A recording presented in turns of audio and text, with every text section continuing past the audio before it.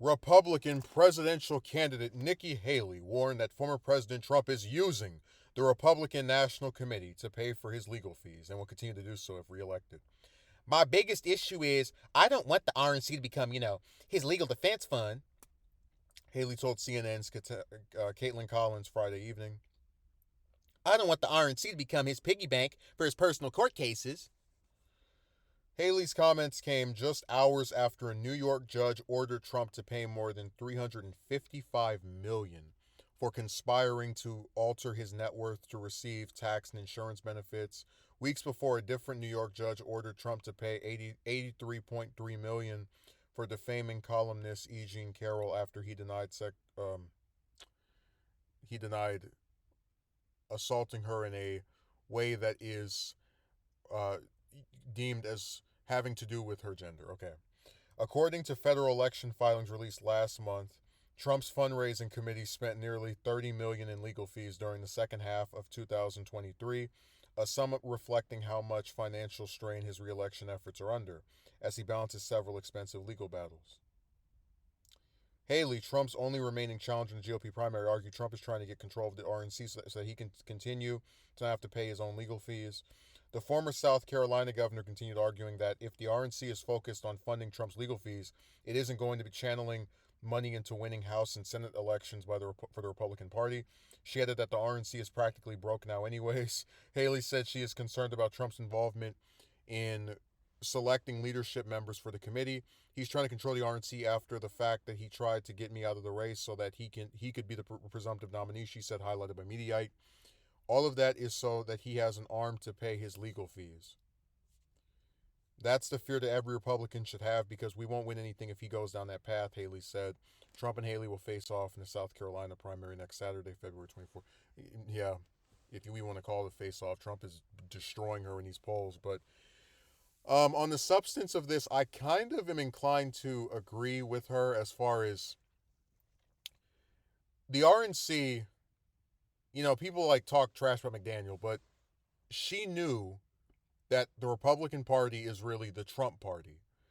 And a lot of Trump's voters, of course, I'm not agreeing with them, but they believe that this is politically motivated and all of these charges are just to get this one man to not be able to run for president. So even though I do believe they're screwing themselves in the long run by paying for using a majority or a large portion of their funds to pay for Trump's legal fees, they still see it as worth it, both the RNC and the people that send money to them, to keep paying this stuff because the party is entirely dominated by him. I mean, when she talks about how, oh, this money, it's going to go to, if it goes to Trump, then we're not going to have, we're not going to be channeling money into winning House and Senate elections. Well, news for you, the Republicans really don't care about winning House and Senate elections. I mean, they barely won back the House, one election cycle ago. They're they lost a Senate seat, by the way. And in many of the states where they used to dominate, like Arizona, like Georgia, they're holding on for dear life because a lot of regular voters, ever since Roe v. Wade got overturned, are much more receptive to donating to Democrats, voting for Democrats, just backing them across the board, the whole vote blue no matter who crowd. And the Republicans really haven't been able to find an effective counter message to ward this stuff off. And I said, and I'm not the first person to say this, but it seems to me like a lot of Republican voters really don't seem to care for the Republican Party besides Trump. And when I say that, I'm talking about, I'll give you an example. Carrie Lake in Arizona, one of the more well-known Trump-backed candidates.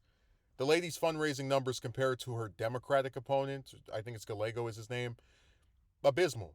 I mean, he's destroying her in fundraising, and it's not because she's not well known. She's one of Trump's biggest sycophants. She even went to New Hampshire to campaign for him, and it was obvious to everyone that he was going to win before the votes even came in.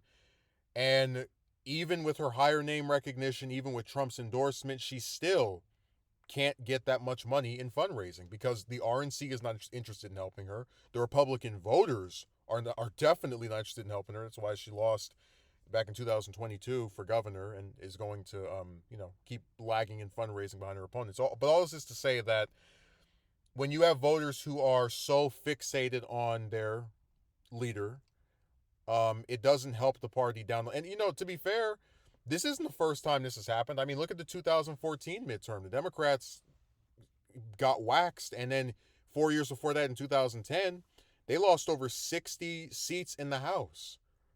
And it didn't matter how popular Obama was or how many people thought he was smart or whatever. It just, these House races, Senate races, are not of concern to what seems to be a majority of the voter base. Certainly not enough for them to just donate throughout the year. But repealing Roe v. Wade, I think, really did cripple Republicans in the long run, and it's going to keep showing with each election cycle. Now, where she says, my favorite part of this, I might even make this title, I don't want the RNC to become his piggy bank for his personal court cases. If Trump becomes the nominee, which it looks like he will be, there's not really a reason for them to not go in that direction. Because think about this from the RNC's perspective. Are we going to let our presidential nominee, who's got a 50% chance of taking back the White House automatically because he's, one of the two major party nominees, be drowned in legal fees and have this ripple on us for not supporting him when his voters won't donate to us anymore after he gets convicted or whatever? Or are we going to play along with his charade of, oh, these are all fake charges, none of it's real, it's not correct, they did this just to get mess with me because they know I'm going to win in 2024. So they have to pick. Do they either acquiesce to his petulance and his voters' petulance, or do they abandon him and then risk hurting themselves in further cycles? And I just think any smart, competent RNC chair who's trying to raise some money is going to play along with Trump as to not upset his voters. Doesn't mean it's right, doesn't mean it's something that's beneficial to them long term. Like I said, these House and Senate races, as Haley said, are going to keep showing the Republicans losing and losing because they're going broke. But this is the way the party has been. It is the Trump party. So whether it's McDaniel or possibly Laura Trump, who's Trump's daughter-in-law, that's possibly going to take over as the RNC chair, or at least he wants to take over as the RNC chair, they're going to keep taking this money and using it to benefit whoever they think is their top person. And right now and for the foreseeable future, that's Trump. So the RNC has no problem being a piggy bank for their 91 criminal charges, found liable for in the Eugene Carroll case, former president. I mean, this is the direction they're going to go. And the only way to avert it is if the voters vote to get rid of him in South Carolina, which we know they're not going to do. He's leading Haley by I think 30 points now. So this is just going to be the direction that we see the party going. It will become a piggy bank for Trump in his legal cases, whether Haley or the other 2% of sensible Republicans like it or not.